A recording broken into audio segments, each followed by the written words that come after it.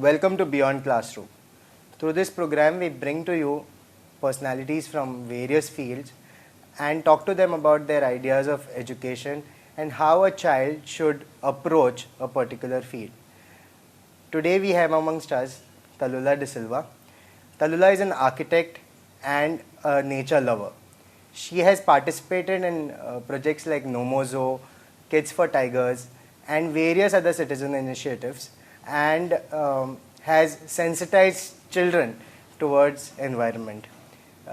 She also happens to be a professor at Goa College of Architecture and has mentored many students in sustainable architecture. Let us now speak to Talula about where did this all begin?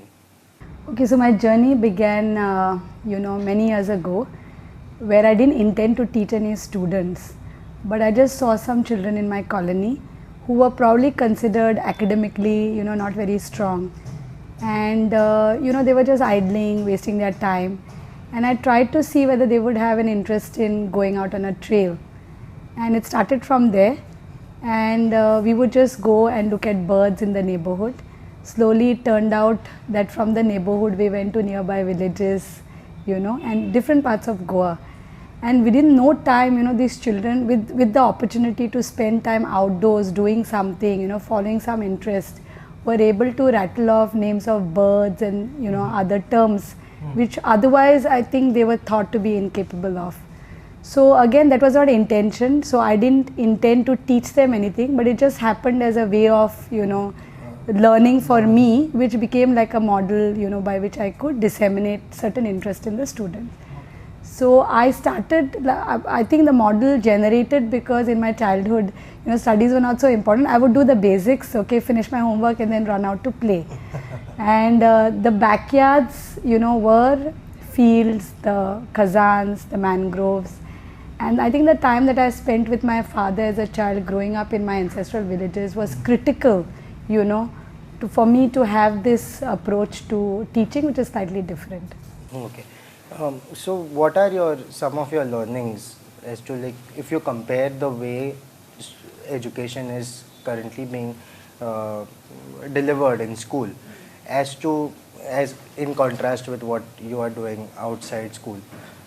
How does this? So if you look, one thing I would like to say is, as children, see, we were growing up in a time where there was very little media exposure, so we spent a lot of time outdoors. So outdoors doing ordinary things. Besides playing, we also spent time doing tasks at home. So that kind of practical learning influenced our learning in school. Today, if you see what are children doing, I think parents are killing their creativity, creating their soul in a way.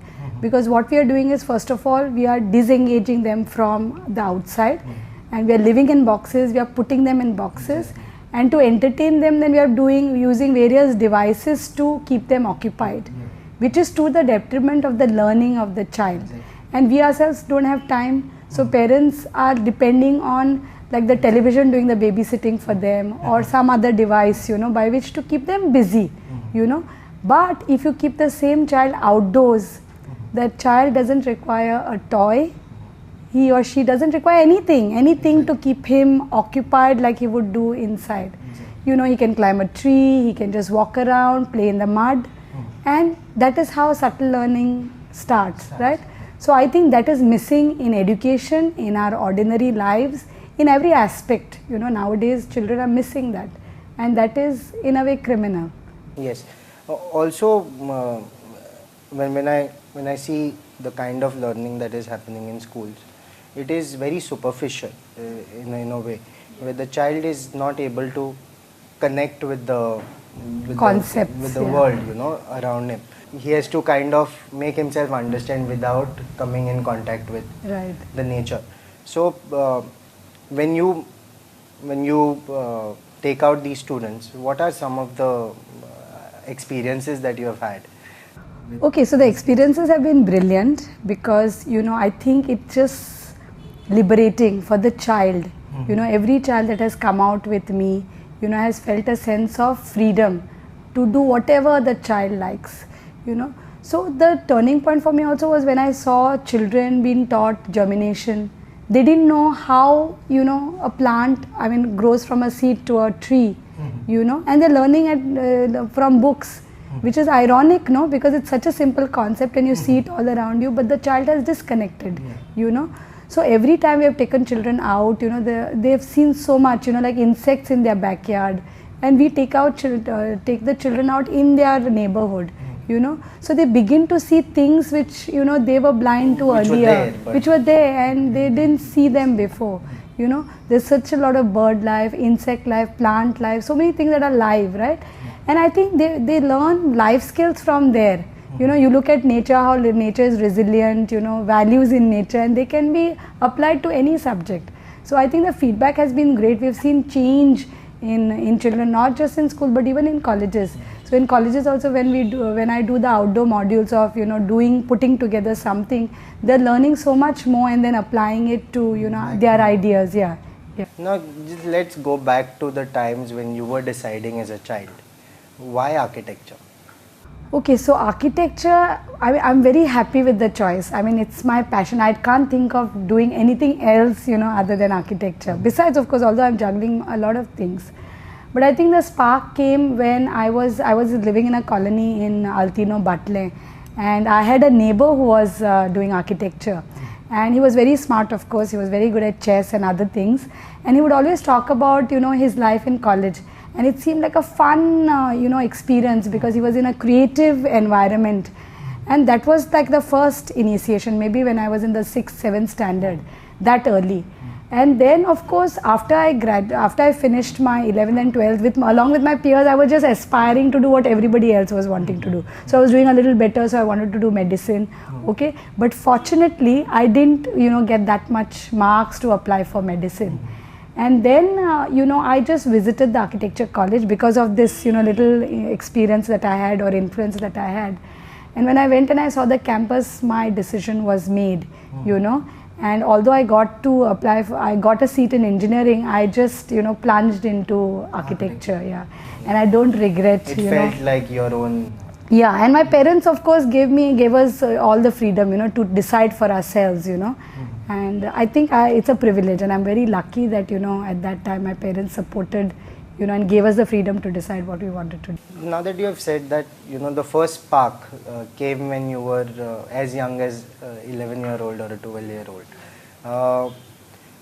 There would be viewers who may have similar aspirations. So I think, see, it's a creative line. Okay, so your aspiration to do architecture art is a creative line. So I think that is a good thing. Okay, now how do you keep it alive?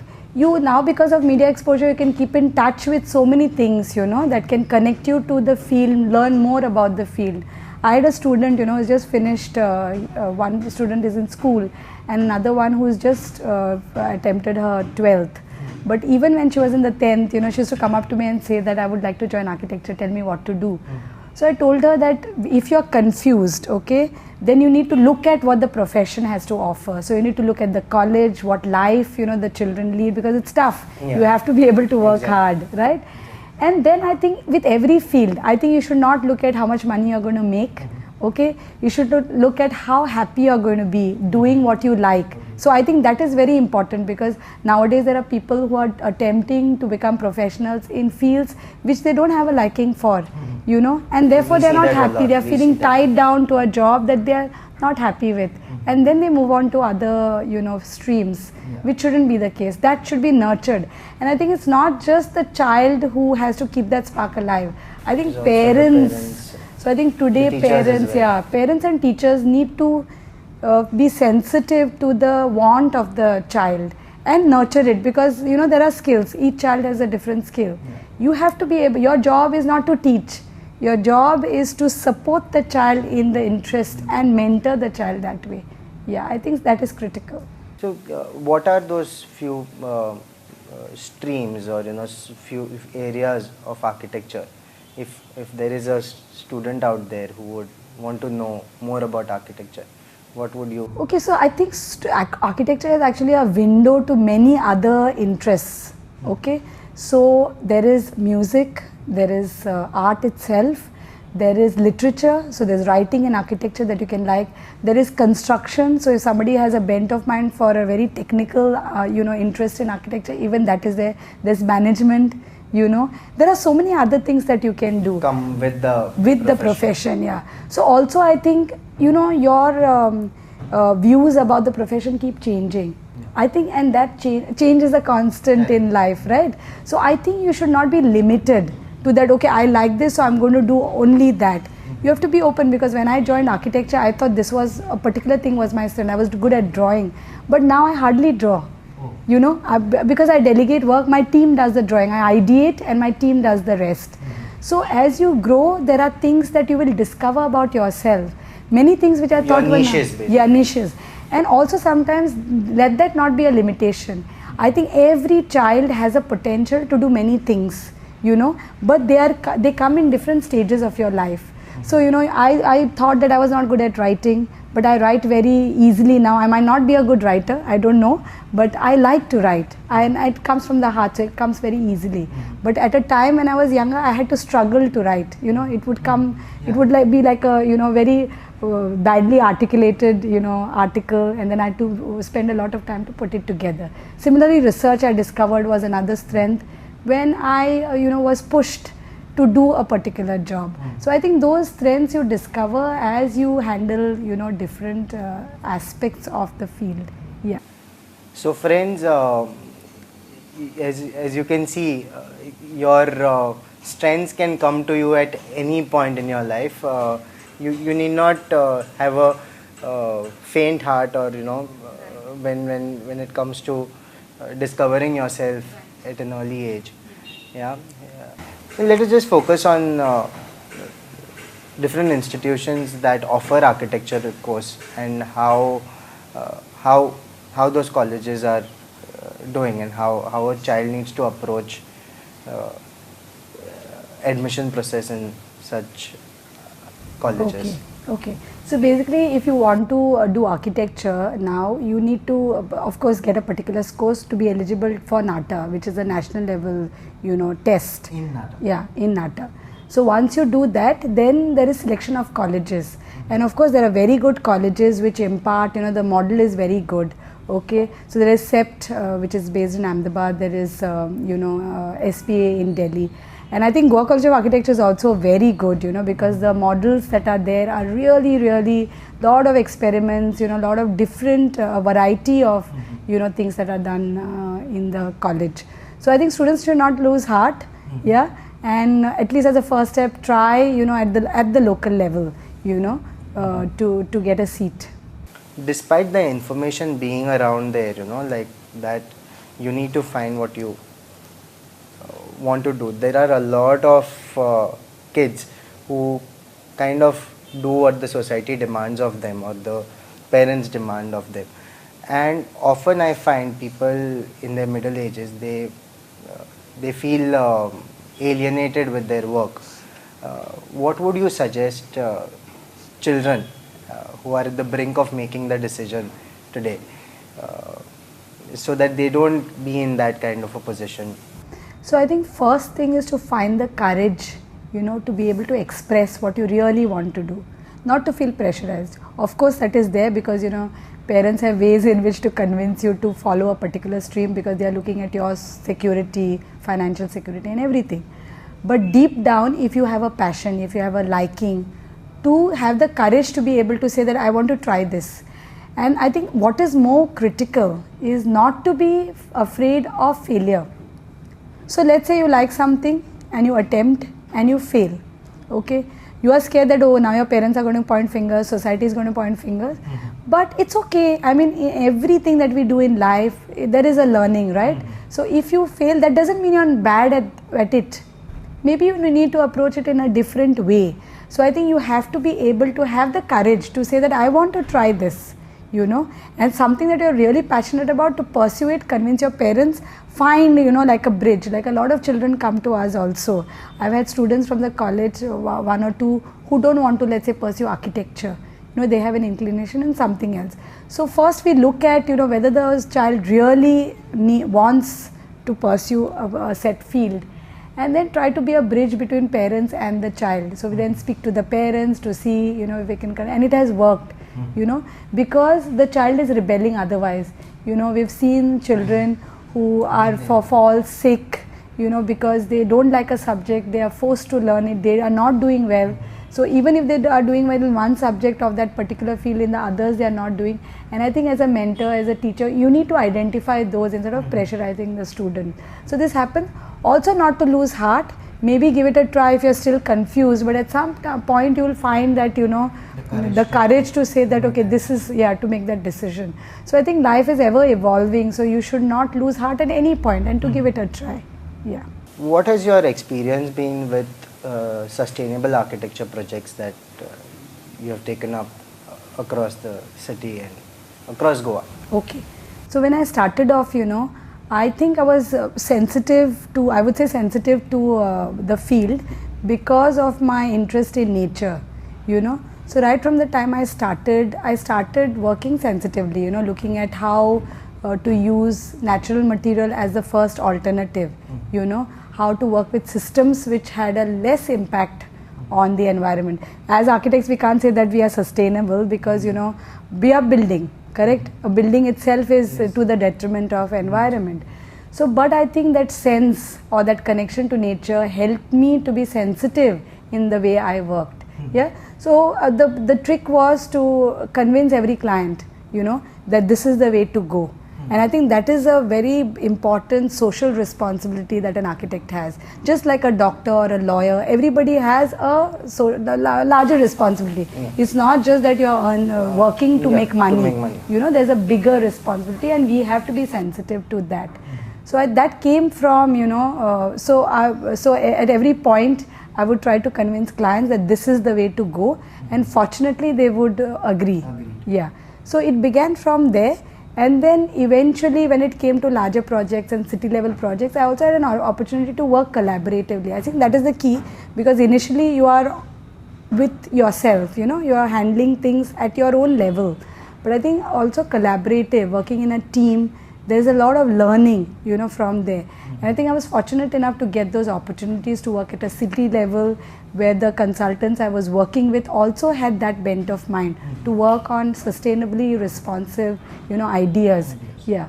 And again, you know, that sparked this in me, an aspiration or a need in me to do more, you know, for community beyond the profession, you know. So that's where we thought of, you know, Car Free Day, Nomozo, they were all part of that spark, you know, and an opportunity to be able to do something. Nomozo was a wonderful. Yeah, right. So it came from there, and I think there has been no looking back after that, you know. So it just has helped me to take on more, you know, look at areas which has more issues which can impact society and community positively. Yeah. Yeah, so I was also very impressed with the idea of, you know, Kids for Tigers and, you know, the projects that you are handling in schools. Can you shed some light on those projects? So the Kids for Tiger program again came as an opportunity to engage myself in teaching and learning. Yeah, so I know the environmentalist Bittu Saigal, he's a friend, and when he came to Goa, you know, a common friend introduced me to him. And so the first thing was to write, you know, I got an opportunity to write about tigers, and there was a tiger killing, and that got published. After that, he just asked me to help him, you know, to see whether we could launch the Kids for Tiger program in Goa. So that was about 3 or 4 years ago, and I didn't know what the program was, how I would go and start teaching. I had no experience, you know, but I took it on because again the connection was with children and nature, you know. So I just followed my instincts and started, and it was great because every program we conducted in a school, so basically it's awareness on environment, environmental issues and protection of nature and our connection to them, you know. So every school we went to, the children are so open and eager, you know, to get anything outside academics. They're thirsty for that kind of knowledge, you know, and the experience. So I think it has been a great journey in that sense. So every school we have gone to, we have done not just, you know, like an indoor module, but taken them out on nature trails, done camping with them, you know, which no longer, you know, happens in or is supported in schools. Children no longer go for a camp or a nature trail. Yeah, it's very limiting that way. So, are there any organizations or people around in Goa who could help these kids who want to go out in nature and uh, Yes, there are. So if you look at it now, the fields are opening up to volunteering, you know. And if you look at statistics, a lot of young people now working with NGOs, which was not the case earlier. I think it has also been a spin-off because our society has no empathy, you know, and suddenly then, you know, children are finding that, you know, there is a window to do something to engage with social issues. Yeah. So now, you know, there are a lot of organizations in Goa. There are wildlife organizations, there are organizations that work with children, there are organizations that work with environmental issues, you know, and you have opportunities to volunteer with them. So any child in the summer holidays, I know a lot of children because they come to me, you know. So there are some children who are volunteering with me on my other social projects. There are many of my friends who run organizations which are doing wildlife research, okay, and are open to doing such things.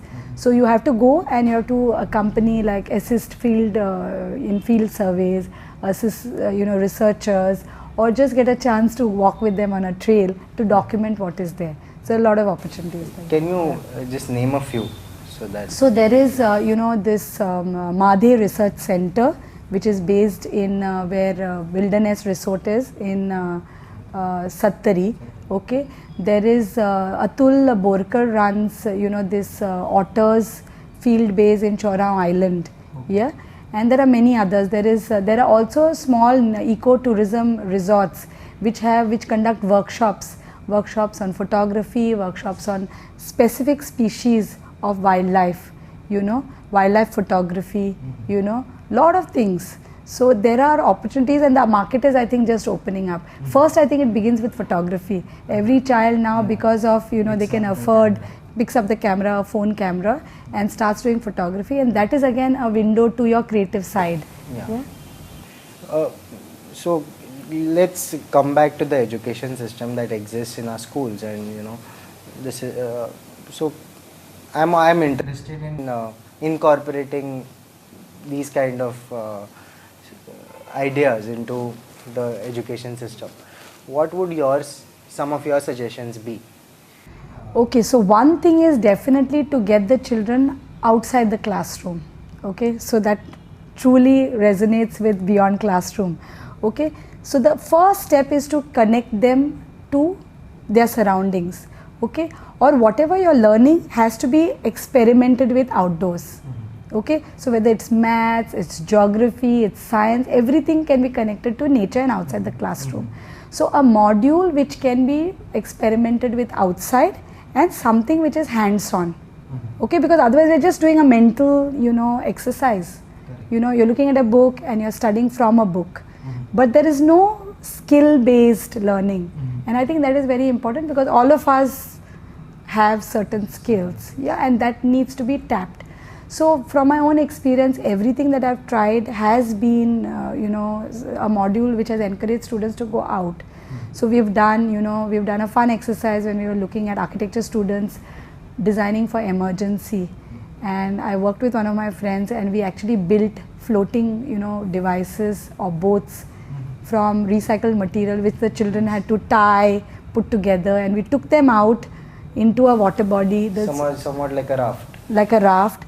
90% of the children didn't know swimming, so we took, you know, inflatable tubes as safety devices, sat onto the boat that they designed and they made, and got all the children to use them. So this kind of an exercise helps you in so many other ways, you know. So that is one. And currently I'm working on this, you know, like called the Goa Dome. So we are hoping to build a portable temporary structure which is basically like a dome which can be taken from place to place, and you can reclaim public space, get people to make it, use it in different ways. Thank you, Talula. I'm pretty sure this half an hour will play a big role in boosting the confidence of the child, and also parents and teachers are watching this. They will have a different approach towards their kids, and thank you very much. अशेंच आमी तुमच्या समोर आनी personalities घेवन येतले फुडल्या विकान. पळयत रावात prudent.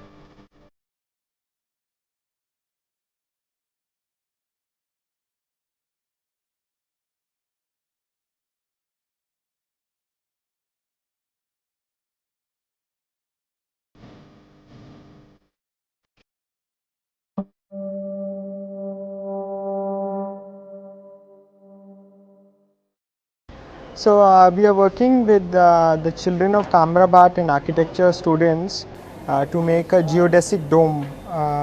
So a geodesic dome is a wireframe structure which makes a hemisphere, and this is something which is adaptable to many purposes.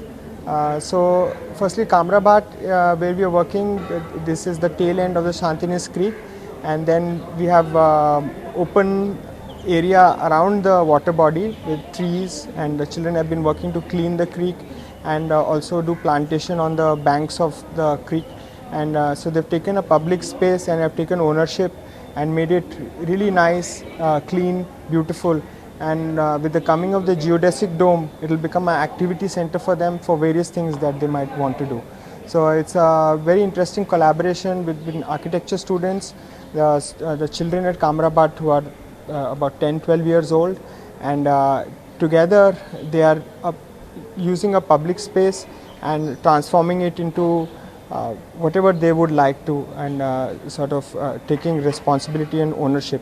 And if young people do that, it's going to be fascinating how they use that space, and we can all learn from that. So we are going to have a project which is going to take over in the entire city. It's part of a competition which is called the ANDC, and according to the competition we are going to have about 5 different projects in the city to encourage human interaction within the city itself.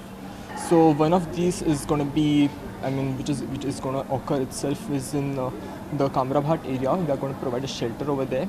The second one is near the Panjim Conventional Center. We are going to provide another shelter over there. The third is supposed to be an info point project which is going to occur throughout the city, in which we are going to have small shelters during the rainy seasons, and is a means for people to actually congregate together over there.